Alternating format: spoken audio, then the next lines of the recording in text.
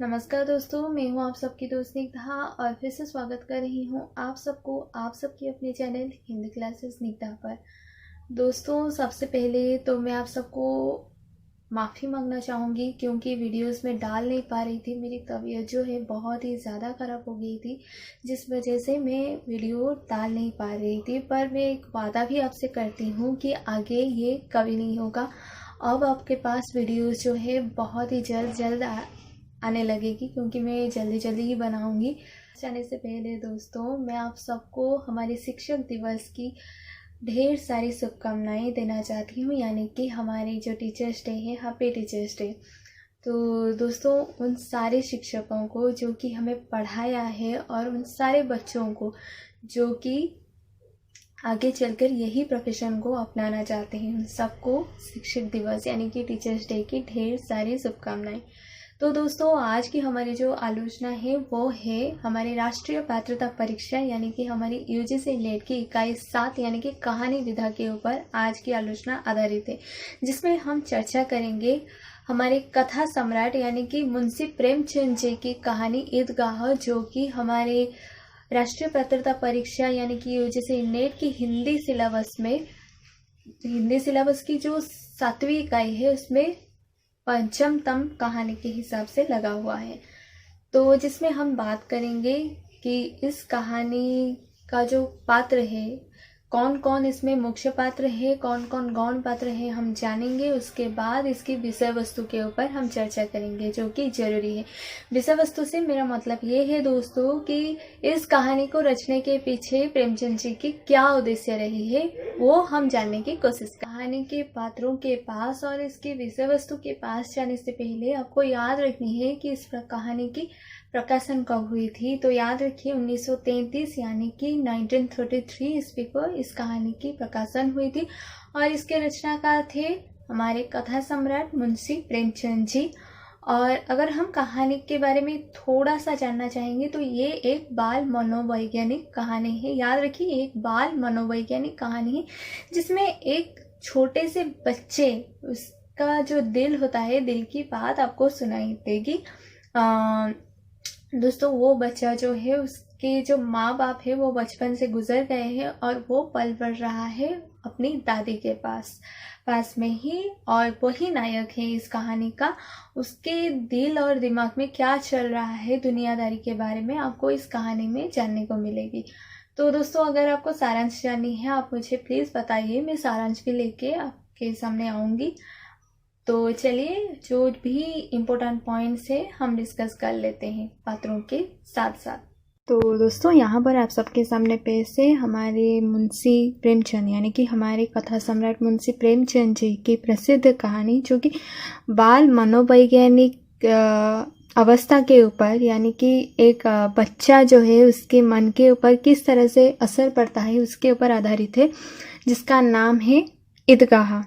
उसके बारे में हम जानकारियाँ हासिल करेंगे। आज हम इम्पोर्टेंट पॉइंट्स के बारे में बात करेंगे, यानी कि पहले तो हम जानेंगे मुख्य पात्र और कौन पात्र के हिसाब से यहाँ पर कौन कौन है, फिर विषय वस्तु को देखेंगे और फिर कुछ पॉइंट्स ऐसे हैं जो कि आपको याद रखनी है अगर आप तैयारी कर रहे हैं कोई भी परीक्षा के लिए। तो चलिए देखते हैं। ईदगाह मुंशी प्रेमचंद, ईदगाह के लेखक है कथा सम्राट प्रेमचंद जी, और इसका जो प्रकाशन हुआ था दोस्तों 1933 ईस्वी में इसका प्रकाशन हुआ था। तो पहले हम देखते हैं कि मुख्य पात्र के हिसाब से यहाँ पर कौन कौन है। जैसे कि आपको पता है कि यहाँ पर नायक के हिसाब से एक 5-6 साल का लड़का है जो कि एक बच्चा है जिसका नाम है हमीद, जो कि मुख्य पात्र के हिसाब से यानी कि नायक के हिसाब से ईदगाह कहानी में उपस्थित आपको देखने को मिलता है। और उसकी दादी जो कि मतलब उसको पाल पोस कर बड़ा कर रहे हैं, वो है उसकी दादी अमीना, और ये सहायक पात्र के हिसाब से यहाँ पर है। तो याद रखिए, हमीद नायक के हिसाब से यहाँ पर पेश है और यहाँ पर अमीना जो है वो दादी है और ये सहायक पात्र के हिसाब से यहाँ पर है। अब हम देखते हैं गौण पात्र के हिसाब से कौन कौन है। तो कुछ दोस्त है जो कि हामिद के दोस्त थे, जिनके साथ वो ईदगाह में जाता है और जो अपने हिसाब से जो ईदी मिलती है उन लोगों को वो अपने हिसाब से खर्च करते हैं, जहाँ पर हामिद सिर्फ देखता रहता है क्योंकि वो गरीब होता है और उसको ज़्यादा ईदी नहीं मिलती अपनी दादी से। तो वो दोस्त जो होते हैं मोहम्मद, मोहसिन और नूरे, मोहम्मद, मोहसिन और नूरे, उसके साथ साथ उनके साथ साथ सम्मी के अब्बा भी जाते हैं ईदगाह में, और मोहम्मद, असीम और अनवर के मामू जान जो होते हैं वो जाते हैं। तो गौण पात्र के हिसाब से कौन कौन है? मोहम्मद, मोहसिन और नूरे, ये तीनों हैं हामिद के दोस्त, और सम्मी के अब्बा भी जाते हैं और मोहम्मद, असीम और अनवर के मामू जान भी जाते हैं। अब हम देखते हैं दोस्तों, कथा सम्राट प्रेमचंद जी के जो ईदगाह है, जो कि एक बाल मनोवैज्ञानिक कहानी है जिसका प्रकाशन 1933 ईस्वी में हुआ था। उसका जो विषय वस्तु है वह क्या है, तो कुछ पॉइंट्स के हिसाब से हम इसे समझने की कोशिश करते हैं। तो पहले ही मैं बता चुकी हूँ कि ये बाल मनोवैज्ञानिक कहानी है। तो यहाँ पर एक बच्चे की भावनाओं को उजागर किया गया है। हामिद जो है उसकी भावनाओं को यहाँ पर उजागर किया गया है। किस तरह से, मैं आपको समझा देती हूँ दोस्तों।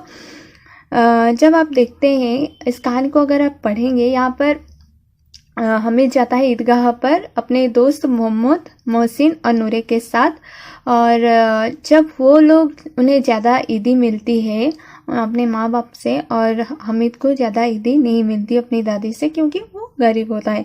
पर वहाँ पर जब वो देखता है कि वो लोग अपने हिसाब से खर्च करते हैं तो उसे बुरा नहीं लगता, पर उसके मन की जो भावनाएं हैं यहाँ पर उजागर हो रहा है। और वो ईद में जाकर भी अपने जो ईदगाह में वो जाता है वहाँ पर भी वो अपने लिए नहीं खरीदता, वो अपनी दादी के लिए एक चिमटा ले जाता है जिस पे कि उसकी दादी जो है वो खाना पका सकती है, क्योंकि उसको पता है कि उसकी दादी के पास चिमटा नहीं होता था और वो क्या करती थी, अपने हाथ से रोटी पकाया करती थी, जिस वजह से उनके हाथ भी जल जाते थे। तो अपनी दादी के बारे में वो जो सोचता है, उसका जो भावनाएं हैं वहाँ पर इस कहानी में आपको उजागर होता हुआ देखने को मिलेगा। और दूसरा इसका जो विषय है हामिद के बुद्धिवादी तर्क। बुद्धिवादी तर्क आपको कहाँ पर देखने को मिलेगा? जब उसके दोस्त जो होते हैं मोहम्मद, मोहसिन, नूरे, ये सब अपने खर्च करते हैं अपने पैसों को, किस हिसाब से खाना खाते हैं, जो मन में आए खाते हैं, और उसके बाद वो झूले में झूलते हैं या फिर अपने हिसाब से खिलौने भी खरीदते हैं। और जब वो हामिद को कहते हैं तो हामिद वहाँ पर उनके बात नहीं सुनता और वो अपनी दादी के लिए चिमटा लेता है। और जब वो अपनी दादी के लिए चिमटा खरीदता है तब उसके दोस्त जो होते हैं मोहम्मद, मोहसिन और नूरे, ये क्या करते हैं, उसका मजाक उड़ाते हैं। और वहाँ पर वो जो तर्क दिया हुआ होता है वो उसकी बुद्धिवादिता का परिचय है। तो हामिद के बुद्धिवादी तर्क आपको यहाँ पर देखने को मिलेंगे। गरीबी के संस्कार इसका और एक विषय वस्तु है। भ्रष्टाचारी पुलिस यंत्रणा भी आपको यहाँ पर देखने को मिलेगी। उसका जो दोस्त होता है, जो कि जिसके मामू पुलिस में होते हैं, और वो जितना कमाते हैं, मतलब जितना उनका सैलरी होता है उससे कई ज़्यादा वो घर पे भेजते हैं। तो यहाँ पर आपको रिश्वत खोरी की बात भी बच्चों के मुंह से देखने को मिलेगी कि बच्चों को भी किस हिसाब से समझ में आता है कि पुलिस में क्या होता है। और उसके बाद जीवन बोध की कहानी के हिसाब से ये आपके सामने आता है, यानी कि गरीबी को किस हिसाब से एक छोटा सा बच्चा जो 5-6 साल का ही है, वो किस हिसाब से गरीबी को करीब से देखता है और समझता है, वो आपको ईदगाह कहानी में पूरी तरह से देखने को मिलेगी। तो दोस्तों यहाँ पर वैसे कहानी, यानी कि कथा सम्राट मुंशी प्रेमचंद जी की ईदगाह कहानी, जिसका प्रकाशन हुआ था 1933 ईस्वी में, बार बार कह रही हूँ आप प्रकाशन के वर्ष को याद रखिए, क्योंकि कभी कभी इस तरह के सवाल भी पूछे जाते हैं कि आपको 3-4 कहानियाँ दिया होगा और वहाँ पर आपको क्वेश्चन आ जाएगा कि आप इससे क्रम के अनुसार, यानी कि प्रकाशन वर्ष के हिसाब से इसे रखिए। आसपास रखिए। इस तरह की क्वेश्चन आ जाता है, तो आप प्रकाशन वर्ष भी साथ साथ में पढ़ते चलिए। जब आप कहानी हो, उपन्यास हो, या फिर आप नाटक पढ़ रहे हो या फिर निबंध पढ़ रहे हो, कुछ भी चीज़ पढ़े, तो आपको वो राइटर जो होते हैं उनके समय सीमा के बारे में, उनके बारे में कुछ जानकारियाँ, जैसे कि कौन से पुरस्कार उनको मिला है, या फिर उनके जो कहानी हो, वो कविता हो, जो भी हो वो रचना किए हैं, उसके बारे में भी कुछ आपको जाननी चाहिए। और जो चीज़ आप पढ़ रहे हैं, जैसे कि आप ईदगाह पढ़ रहे हैं, ईदगाह की जो प्रकाशन वर्ष है उसे याद रखिए, 1933। तो चलिए जानते हैं कि क्या क्या महत्वपूर्ण चीज़ आपको यहाँ पर मिलती है। जैसे कि विषय वस्तु तो आपको पता चल गया, तो महत्वपूर्ण चीज़ ये है दोस्तों, कहानी में बाल मनोविज्ञान का बहुत ही सूक्ष्म चित्रण हुआ है। ये सबसे महत्वपूर्ण है, क्योंकि ईदगाह जो है वो बाल मनोवैज्ञानिक कहानी है, और वहाँ पर क्या होता है, बाल मनोविज्ञान का बहुत ही सूक्ष्म चित्रण आपको देखने को मिलता है।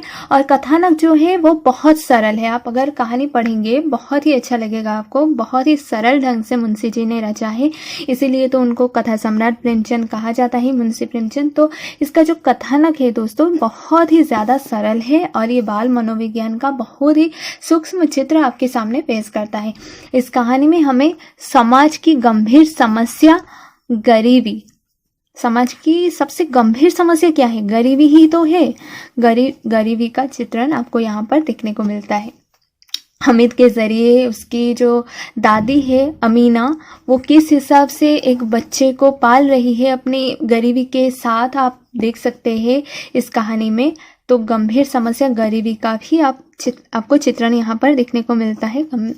और उसके साथ साथ इस कहानी का जो संवेदना है वो बाल मनोविज्ञान के रास्ते सामाजिक राजनीतिक व्यवस्था तक पहुंची हुई आपको प्रतीत होती है। क्या होता है दोस्तों, इस कहानी का जो संवेदना होता है ना, वो बाल मनोविज्ञान के रास्ते में मतलब बाल मनोविज्ञान के साथ चलकर सामाजिक और राजनीतिक व्यवस्था तक पहुंची हुई आपको प्रतीत होता है।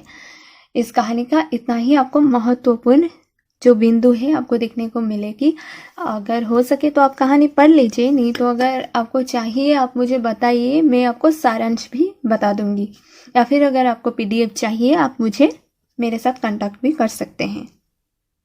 दोस्तों उम्मीद है आज की वीडियो आपको जरूर पसंद आई होगी। अगर आपको कोई भी सवाल पूछनी हो तो आप मुझे मेल कीजिए, नहीं तो आप फेसबुक, इंस्टाग्राम, ट्विटर के ज़रिए भी मेरे साथ जुड़ सकते हैं। आप वहां से जुड़ जाइए। दोस्तों अगर आपको ये सारी की सारी कहानी जो है, जो नेट की सिलेबस में लगा हुआ है, उसका जो सारांश है वो जानना है, तो आप मुझे कमेंट बॉक्स में कमेंट दीजिए या फिर पर्सनली बता दीजिए। मैं उसका जो सारांश है वो भी आपके सामने पेश करूँगी। चूँकि हमारी परीक्षा में इम्पोर्टेंट पॉइंट्स याद रखना ज़रूरी है, इसीलिए मैं आपके सामने इम्पोर्टेंट पॉइंट्स ही लेकर आ रही हूँ। कम चीज़ों की मैं सारांश लेकर आ रही हूँ। अगर आपको सारांश जाननी है तो प्लीज़ मुझे बताइए, मैं ज़रूर उसके लिए और एक वीडियोस बना दूँगी। हाँ दोस्तों, आप मेरे डिस्क्रिप्शन बॉक्स को भी चेक कीजिए, वहाँ पर मैं जो सारी की सारी इम्पोर्टेंट वीडियोस है जो कि मैं ऑलरेडी बना चुकी हूँ और हमारी प्लेलिस्ट में भी है, उसको मैं वहाँ पर दे देती हूँ जो कि इम्पोर्टेंट है। नहीं तो आप UGC नेट की मेरी अलग ही प्लेलिस्ट है, मेरी प्लेलिस्ट पे जाके भी आप देख सकते हैं। आप सबके साथ बहुत जल्द मुलाकात होगी दूसरी नई वीडियो के साथ। तब तक के लिए नमस्ते।